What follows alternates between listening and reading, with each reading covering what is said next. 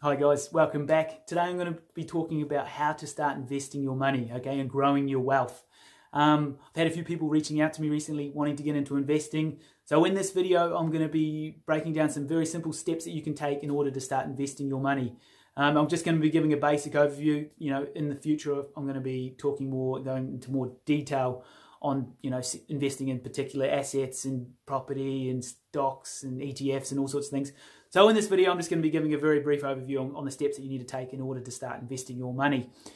First thing off the list though, what you want to do is make sure that you've paid off all your high interest debt. Okay, I'm talking your credit cards, your hire purchases, anything that has an interest rate attached to it of anything north of 5%, I would say.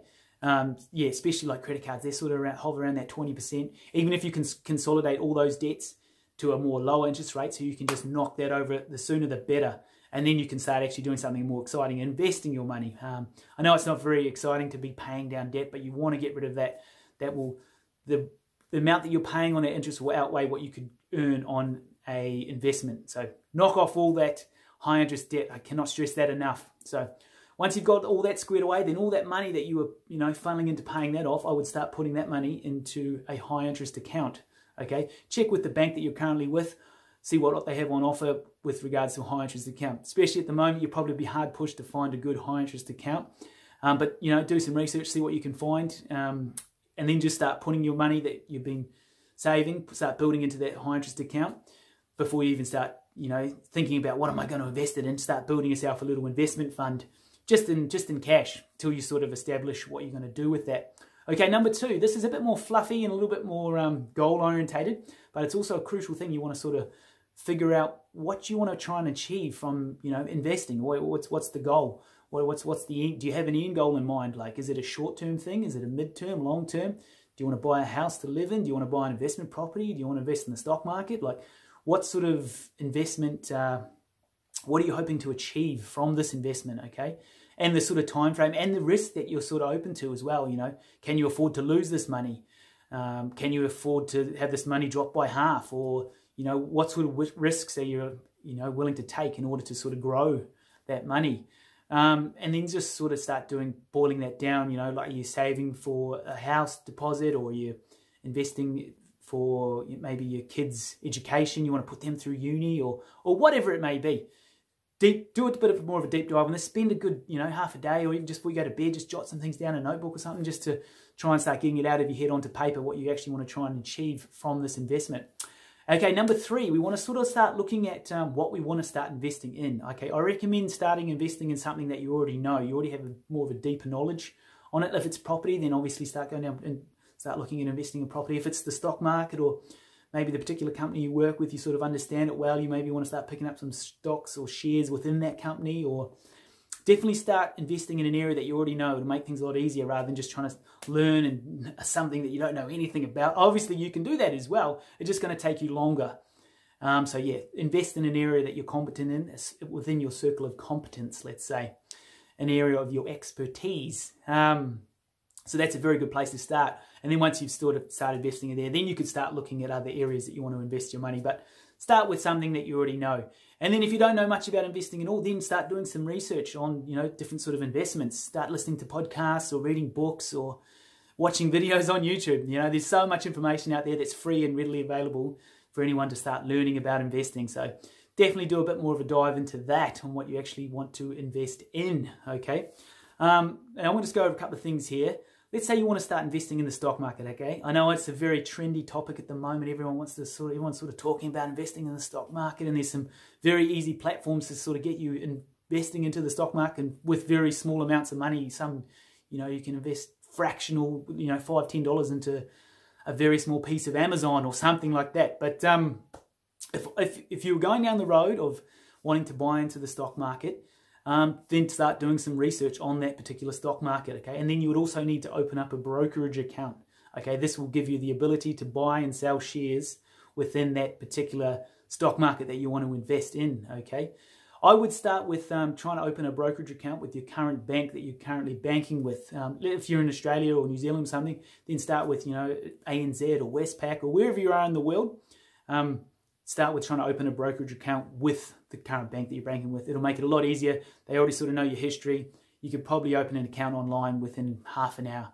And then get in there and start having a bit of a look at the platform, sort of start doing some research on, you know, start sort of learning your way around the platform. They may even have some tutorials on there, online videos on how to buy and sell a security through their platform. Most of them are all very similar. Some have a bit more research on different companies and things on there. And then, yeah, sort of start doing a bit more research. Do you want to be an active investor, or do you want to be a more passive investor, you know, sort of just invest into an ETF or something that just tracks the index. You don't have to think about it. You put your money in there and then you knock off. Or do you want to spend, you know, some of your spare time actually actively researching and gaining knowledge on just one particular company, and then doing a lot more research and then sort of finding out, is the company, you know, is it particularly cheap at the moment? Then there's another whole there's another whole ball game about that. But definitely start doing some more research just about the whole stock market, okay? So that's if you want to start, you know, investing in the stock market. I would also take very small baby steps. I wouldn't just start jumping in and throwing your entire life savings into one speculative company that you've just heard about, or you read something on Facebook about it. Definitely don't do that. I would not be just throwing all my money into one random particular company and then just praying for the chance that it goes up in value. That's not investing, that's gambling. So don't do that. But let's say you got more of a long-term sort of approach. Maybe you want to start looking at investing in property. You want to pick up an investment property. Once again, I would start with, you know, start small. You don't want to just start with a $2 million home in the best street, on the best city, or overlooking the beach or something like that. I would start with more of a standard sort of 2x1, 3x1, 3x2, you know, blue collar worker. You know, there's a lot more of these sort of houses around, and they're a lot easier to buy and sell. There's always more demand for these sort of houses rather than some high unit above the city that overlooks the ocean in the city or something. So definitely start with these more smaller standard sort of homes, let's say. That's where I invest. I know these sort of areas a lot more. And then do some, you know, particular research on that area as well. You know, what's everyone's jobs, you know, what's the current rent. And I always invest in property that has a positive cash flow. In Australia, there's a bit of a trend, you know, investing in negatively geared properties. Me personally, I like to invest in things that give me positive return. I like getting money back from my investment. I don't like having to top my investment up. I'm going to do another video of this down the line about why I don't like negative gearing. But I understand negative gearing. I just don't understand why so many people like to do it. I like to get money returning from my investment so I don't have to physically top my investment up. Anyway, that's another topic. So yeah, do some research more about that.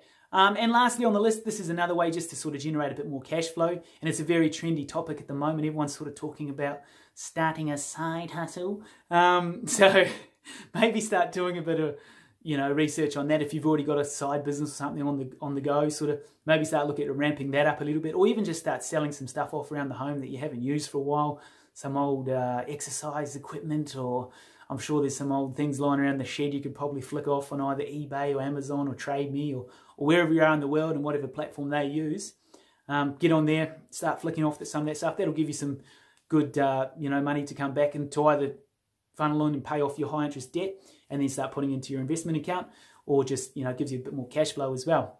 And if you do want to sort of start ramping up your side hustle, I would start small as well. I wouldn't just rip out and buy 100 grand's worth of equipment or something. You know, it's something that requires minimal capital to get it off the ground is always the best. So if it falls over, you know, you haven't lost your shirt in it. So, okay guys, so that's a very brief overview on how to start investing your money to grow your wealth, okay? Down the line, I'm going to be doing a lot more detail on these particular investments I briefly went over. Things you want to look out for, how to start working out what's good and bad in investing. So if you want to come along and learn more about investing, then hit the subscribe button below. It'd be much appreciated. Even if you want to share this video with your friends that want to start investing, that'd also be great. And we'll catch you guys in the next video. Cheers, guys.